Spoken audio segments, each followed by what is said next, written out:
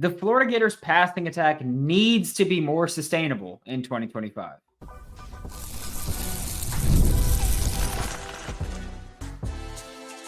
You are Locked On Gators, your daily podcast on the Florida Gators. Part of the Locked On Podcast Network, your team every day. Hello and welcome back to another episode of Locked On Gators, part of the Locked On Podcast Network, your team every day. Thanks for making Locked On Gators your first listen of the day every day. We are available daily and free, maybe this is the podcast and on YouTube. Happy Monday. Also, happy Mother's Day if there are any mothers watching this, or to your wife, whoever it may be. I am Brandon Olsen. Find me on Twitter at WNS_Brandon. Find all my written work with New York Giants on SI. Today's episode of Locked On Gators is brought to you by Monarch Money. Take control of your finances at monarchmoney.com. Use code LOCKEDONCollege at monarchmoney.com for 50% off your first year. And like I mentioned, the Florida Gators passing attack needs to be more sustainable in 2025. And I haven't been quiet at all about my I don't know what to call it, because it's not like I've been complaining a ton about this. I understand I complain about things, but I haven't been about this. But I was very open that I felt like last year Florida's offense was very unsustainable. Because the running game wasn't consistent enough on a down-to-down basis, and the passing attack was very boom or bust. So I do think, and I do attribute this more to the passing game needs to be more sustainable. Yes, the run game plays a part in it. Like I said, the run game wasn't as consistent on a down-to-down basis, and so that led to some things being unsustainable. But also, this team was just too reliant on the deep ball last year. And I know that there's a lot of people that love the deep ball, and I'm not saying that you can't love the deep ball, but I am saying that this team was too reliant on that. I mean, DJ Lagway was more accurate throwing 20 plus yards downfield than he was throwing 10 to 20 yards downfield. Like that's what I mean. Or more consistent there as well. So I do think that this is a thing where I think that the offense, and I had said this multiple times last year, that I thought this offense was unsustainable. Again, too reliant on the deep ball, too reliant on the run game, creating explosive plays, just too reliant on explosive plays. And explosive plays are awesome. Everyone wants explosive plays. But the issue with the offense last year was that if there weren't explosive plays, oftentimes the drive would end in you punting. Or turning the ball over in some way. But Florida really didn't have turnover issues like that last year. So I do think it's more about just punting the ball away if you couldn't connect on the deep pass. And for me, that's something that, again, I think having the deep pass is great, but being overly reliant on that, not so much. And I will say also that I think, because, all right, we're going to be honest here. We like being honest on Locked On Gators. The passing attack becoming more sustainable is not something that I'm genuinely concerned about. And by that, I mean, like, it's a thing that I identify and recognize and say, passing attack wasn't sustainable last year. Can't have a repeat of that this year. But it's a thing that I feel like I can look at the process of why the passing attack was so unsustainable last year. And I believe that just most of it stems from having a true freshman starting quarterback for half the year. I think that that's where it stems from, having a true freshman starting quarterback. And obviously, for the 2025 season, DJ Lagway will no longer be a true freshman starting quarterback.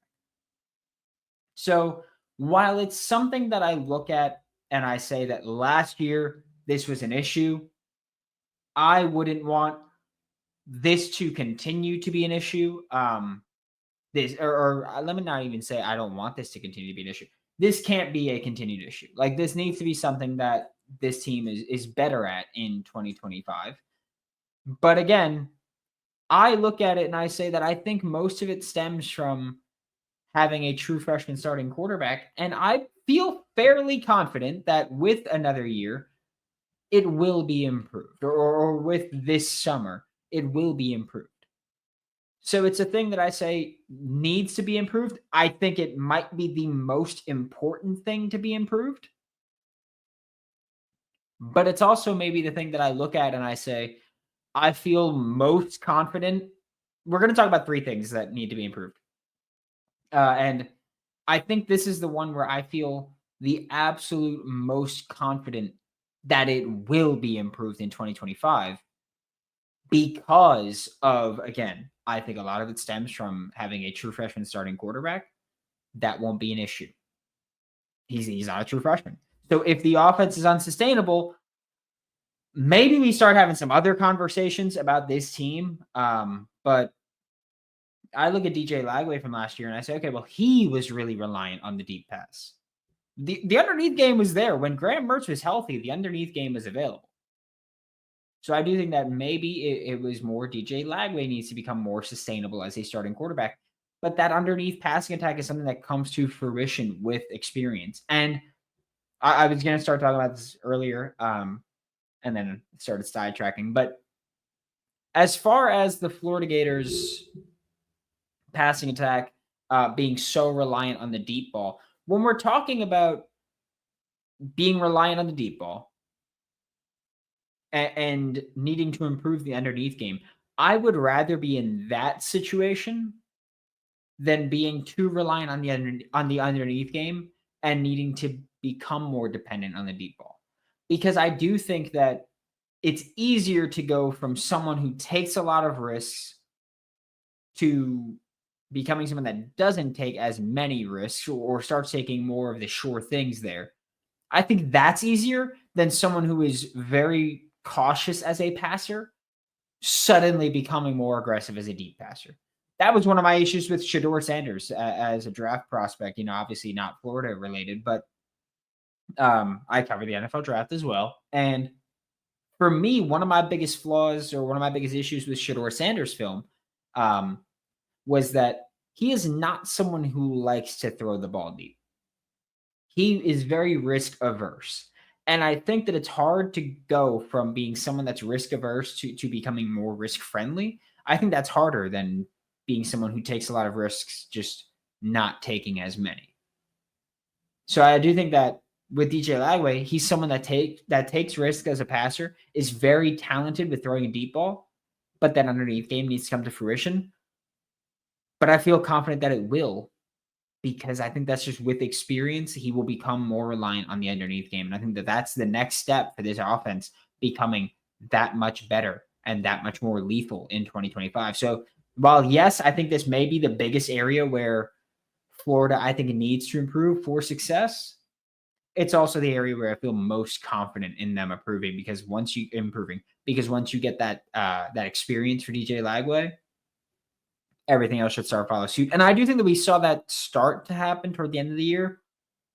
But of course, the injury limited him from being able to pick up with his legs. Also, that should be an important part of his development is, hey, if the underneath passing attack isn't there, I need to use my legs. But I do feel very confident this team will become more sustainable offensively in 2025. We're going to talk about the defense next on Locked On Gators. You ever check your bank account and wonder, where did all of my money go? Well, between dining out, online shopping, and entertainment, it's pretty easy to lose track. That's where Monarch Money comes in, your personal CFO, giving you full visibility and control over your finances. Monarch Money isn't just a budgeting app, it's a complete financial command center. You can track all of your accounts, investments, and spending in one place, so you stop just managing your money and start building wealth. Take control of your finances with Monarch Money. Use code LOCKEDONCollege at monarchmoney.com for 50% off your first year. That's monarchmoney.com. Code LOCKEDONCollege for half off your first year. Thanks for being Locked On Gators, your first listen of the day. Every day we are available daily and free wherever you listen to the podcast and on YouTube. And I mentioned we're going to flip to the defensive side of the ball here. I think that we will see this defense start off being more versatile and more aggressive than they were last year. Okay. At least in pass defense. I think they'll find out what works for them against the pass and what doesn't work for them against the pass, and then cut out the stuff that doesn't work for them. That's what they did last year. The area, though, where I'm looking at this team needing to improve a lot is surprisingly run defense. I think that Florida's run defense numbers, when people start talking about how they rank in the SEC, and as a team, their rank in the SEC in terms of defending the run, in terms of yards per carry, relatively middle of the pack, right? They were 10th in the SEC out of 16 teams, so 10th in the SEC in terms of yards per carry. I don't care too much about total yards. Florida, by the way, was one of the worst in terms of total yards, but I do think that some of that's just odd. I am talking about run defense in general, though, needs to be improved in 2025. Last year, again, I mean, teams ran the ball against Florida second most. Against Florida, they had 39 carries per game. Most was 43.6 against Mississippi State. So that's why I don't look so much at the total yards, because Florida was defending more carries. But in terms of yards per carry, Florida's 10th. However, I think Florida was actually worse than that. Yeah. Because Florida's pass rush was so good for that back half of the season. Don't forget, in college, especially when you use like Sports Reference, which is what I'm using for this, rushing yards per game includes yards lost because of sacks. Everybody knows Florida had one of the best pass rushers in college football last year, right? Some of the highest sack numbers in college football last year. That means that rushing numbers are being brought down. That means that yards per carry, total yards being brought down. So while Florida allowed it's 149.5 yards per carry last year, that number would actually be higher if you remove sacks. So that's where I look at run defense needing to be improved, because don't forget, this is a Florida Gators defense that from 2024 to 2025 lost Cam Jackson at nose tackle to the NFL draft, drafted by the Carolina Panthers. Lost Desmond Watson to the NFL draft at nose tackle. He is signed with an undrafted free agent as the Tampa Bay Buccaneers. Lost Triquez Bridges to the draft. And I know it sounds weird to talk about Triquez Bridges because he did get drafted by the Chargers, but I know it might seem weird to talk about Triquez Bridges here because we're talking about run defense, and Triquez played safety, corner, but everywhere in the secondary. When he was at safety, he was one of your best run defending players, really. I was going to say back seven players, but just really one of your best run defenders on the entire team last year at safety and corner. But of course, safety are more involved in the run game. Florida also lost Jack Pyburn to the transfer portal. He went to LSU. Florida also lost TJ Searcy to the transfer portal. He went to Texas A&M. And while neither of those players were incredible players, both of them were good run defenders. Again, Pyburn played a lot of snaps on the edge. TJ Searcy didn't play as many, but both were still pretty sound run defenders. And you've lost that. So compounding losing that with Cam Jackson, Desmond Watson. Like, I know that there were a lot of Florida Gators fans that were soured on Cam and Des, or that all of a sudden started talking about Cam and Des like, oh yeah, no, we praise them once we start winning. Cam Jackson especially, a very good nose tackle. Okay. And being a very good nose tackle means that oftentimes people aren't going to acknowledge you and people aren't going to give you your flowers. But Cam Jackson, a very good nose tackle. And I was talking about this with Julian Council from Locked On Panthers last Monday. I was on Locked On Panthers with him. And when talking about Cam Jackson, I mentioned, I know it was 2023, but 2023 versus Tennessee, you lose that game if Cam Jackson doesn't play the game that he played. And while I know it's 2023 and people are going to say, okay, that was 2 years ago, who cares about that? That is the testament to how good of a nose tackle you are. Because nose tackle, it is very rare to say, if this nose tackle doesn't play this well, you lose that game. If you're a nose tackle and you get one game where it's, hey, if he doesn't play to this level, you lose, that's tremendous. I don't care if it's a 3 or 4 year career. If you get one game as a nose tackle where you could say, hey, this game happened and played out the way it played out because of me, that's incredible. So I think Cam Jackson was actually very underrated his entire time in Florida.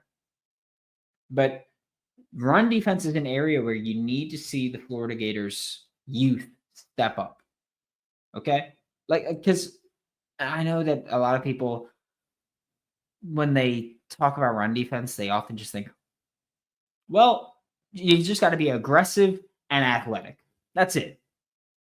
It's just see ball, go get. Run defense is way more complex than I think the average fan realizes. Like, run defense is against this run, I need to defend it in this way. Like, I need to go to this gap. I need to defend it this way. And run defense is, again, like I said, like it's way more, I don't want to say way more complex, but way more planned than I think people realize. That's what I'll say planned, because again, it's not just go get the ball. If I'm the backside linebacker, I need to know, hey, I need to be waiting in this gap because if they cut back, this is where they're going to cut back, and I need to take that away. So run defense, I think, is way more complex than people realize, or than I think the average fan realizes. And if you know more, then congratulations, you're not an average fan. But I think it's way more complex than the average fan realizes. And so when I look at losing a Cam Jackson and Desmond Watson at nose tackle, which is one of the most important run defending positions, losing Shamar James to the NFL draft, Triquez Bridges, I think looking at that and Jack Pyburn, TJ Searcy, Justice Boone, Kelby Collins to the portal, which I know, I mean, you could say Searcy, Boone, and Kelby Collins weren't significant defenders because they weren't. But Searcy might have been this year, especially with Jack Pyburn gone. Kelby Collins might have been this year at 3-tech. Might have been. But they're gone completely, so you remove them. They're good run defenders. They might have had to take on a larger role this year, but now they're gone completely, so you're replacing that. So I just look at all that replacement, and I look at the depth of this team and the youth of this team, and I say, all right, it takes a lot of guys to need to catch up to speed here with run defense. I think they could do it, but there are just a lot of moving factors here. But the run defense in 2025 needs to be improved. I think that'll help the pass rush, of course, because if your run defense is improved on early downs, then you're forcing teams into 2nd and 10, 2nd and 9, 2nd and 8 even. And modern football, 2nd and long, they're dropping back to throw the ball. They like modern football, they're trying to throw the ball there. And so when you've got a good pass rush, like we know the Florida Gators have, playing that run defense, especially on early downs, forcing opposing teams into unfortunate circumstances against this pass rush, that's huge to find success. We are going to talk about offense, defense, a little bit of both on Locked On Gators.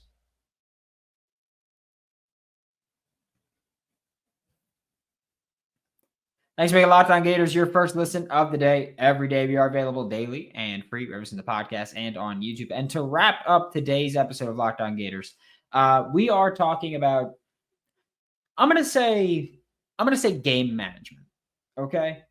And I say just game management because I didn't want to say play calling, because there's levels to it, right? I do think that when we talk about game management, a lot of times we will talk about play calling, both on offense and defense. There were certain times last year where it was like, I think you're being too conservative or too aggressive in spots where maybe wasn't the smartest decision to do that in that situation. And so I think that we saw that on both sides of the ball. I do think that we've had this conversation many times. I still say I don't know what it is. Like a lot of people know, like I'm not a big source guy. I try to see things, react, and just give my opinion on things. I'm not big on sourcing stuff. I still think that Billy Napier will give up play calling to Russ Callaway. At some point, maybe they try it out for week 1, week 2 against lesser competition and see how they feel about it. But I still think that's going to be a thing that we see changing that play caller. But again, like when I say game management, part of that comes down to strictly who is calling the plays, right? We've said it a trillion times before that with Billy Napier, it feels like he doesn't have much of a feel for the game. Like you force a turnover, sure, take a deep shot. But we had Vanderbilt 2023 where you force a turnover and your deep shot is, I think it was Khalil Jackson throwing the ball. And it's like, what the hell are you doing? Let your quarterback throw the ball there. Take the deep shot, but go for the actual kill shot. Don't go, oh yeah, we're just gonna pussyfoot around. No, go do it. Florida State 2023, the double reverse flea flicker jet pass triple option. I know it wasn't that crazy, but that double reverse pass, no need to do all that dancy crap. You were up. Go for the strike, but you don't need to do all of the trick play stuff. That's what I'm saying of not having a feel for the game, not going up tempo enough. That's a game management thing. I know that a lot of people will talk about that being a coordinator thing, and coordinators will have preferences. But I do think that as we get more, as sports get more analytically enhanced, we'll say, and analytically oriented, I think that we can have more of a conversation about tempo at that point. Because I do think that part of why Florida manages the clock the way that they do is about, well, we want more possessions. And while a lot of teams can go, oh, okay, well, we want more possessions than the other team. Or I think a lot of teams will also just say, we want more possessions. More possessions, we'll get more points. I think Florida's kind of the opposite in the sense where they go, we want more possessions than them. And if the way that we get more possessions than them is that we try to make sure we have the ball longer and we have the ball more and we win in that area, then that's kind of all we care about. If our goal is have more possessions than them, then sure, we have no problem killing clock, making sure that when they get the ball back, they get rid of it quickly. And then we get the ball back again and we can kill more time. And then we just dominate time of possession. There's logic to it. There is. I think that Florida is too dependent on, well, if we have the ball more, we will win. Because time of possession is another stat, we'll call it, that is context dependent, right? If you have the ball more because you had a 9-play drive that ended up in a field goal, and then they had a 3-play drive that ended up in a touchdown, and then you had a 7-play drive that ended in a punt, it doesn't matter that you're having more possession than them, because when they're getting the ball, they're scoring quickly. So I do think that I'm not saying that that's what happened with Florida. I'm just saying that that's why time of possession is a stat that also needs context added to it. One area with game management that I think Florida really needs to be improved upon, and one area where I challenge Florida saying that they are analytic oriented, or as analytic oriented as they like to let on, is going for 2. Because analytics will tell you many times to go for 2. That's a thing that I think is just wildly inaccurate with people talking about analytics, is that people often go, oh, analytics, that's a cowardly thing to do. Analytics, that's too conservative for me to go buy a book. That's too conservative for me to do this. That's not aggressive enough. Analytics oftentimes will tell you to be more aggressive. That's why when people go, oh yeah, analytics too conservative for me, I go, okay, you just don't understand what you're talking about. Like you just don't understand analytics, which is fine. But to say analytics too conservative just means that you don't understand them. Again, because like I said, oftentimes analytics will tell you, be more aggressive here. Go for 2. Go forward on 4th down. The teams that do that are not the teams where it's like, oh, well, he just went with his gut. The teams that go for 2 and go forward on 4th down oftentimes are going by analytics because they say, hey, if you go for it and you get it, that increases your win probability by 3%. If you go for it and don't get it, it decreases your win probability by 1.2%. The trade-off there is to go for it. That's how analytics work. That's what it is. It's what changes our win probability. That's how analytics works oftentimes. Is what increases our win probability more than it decreases our win probability. Congratulations. We're getting some analytics up there. Like the Tennessee game. The Tennessee game last year should never have gone to overtime. It shouldn't have. Because Florida should have either won or lost on that 2-point conversion. That's it. Game shouldn't have gone to overtime because you should have gone for 2. Instead, Florida came out for 2, lined up for 2. Tennessee called timeout. Florida decided to kick the extra point. Analytics there tell you go for 2. You will either win the game or lose the game, but go for 2. Hell, coaching with your gut there should have told you go for 2 because it should have told you, hey, we're not scoring many touchdowns against them. They've had screw-ups. We've had screw-ups as well, but they've had screw-ups. We're not scoring many touchdowns against them. Eventually, they will score a touchdown when we won't. And so analytics there would have told you go for 2. Gut there would have told you go for 2. I don't know what the hell happened to end that Tennessee game, but that was coaching yourself into a defeat. And there's no other way to put it. So that's what I mean when I say game management. It's play calling. It's not burning multiple timeouts back to back. Like Arkansas 2023 will haunt me because I was there in person watching Graham Mertz call a timeout and then walk to the sideline going, what the hell are we doing? I watched him do it. Your quarterback shouldn't be the guy mad that you're burning timeouts. The coach should be the guy mad that the quarterback is burning timeouts. Things like that. That's why I say game management. It's a lot that goes into it. But Florida, under Billy Napier, and I'm not saying that it ends with Billy Napier. I think Dan Mullen did it as well, but talking about Dan Mullen is a waste of time right now. We're talking about the Billy Napier Florida Gators. And so Florida, under Billy Napier, has had multiple games lost where I feel that it's coaching and game management that lost you the game. You've got a window here. You fix those issues and you're in the playoff. You fix these 3 issues we've talked about today and you're in the playoff. The Florida Gators can make the college football playoff in 2025. The Florida Gators should make the college football playoff in 2025. Improve on these things and you get there. Thanks for making Locked On Gators your first listen of the day every day. We are available daily and free, wherever you listen to the podcast and on YouTube. We'll be back tomorrow to talk more Florida Gators football. For Locked On Gators, I'm Brandon Olsen. Don't forget to follow me on Twitter at WNS_Brandon. Find all my written work with New York Giants on SI, and I'll see you all next time.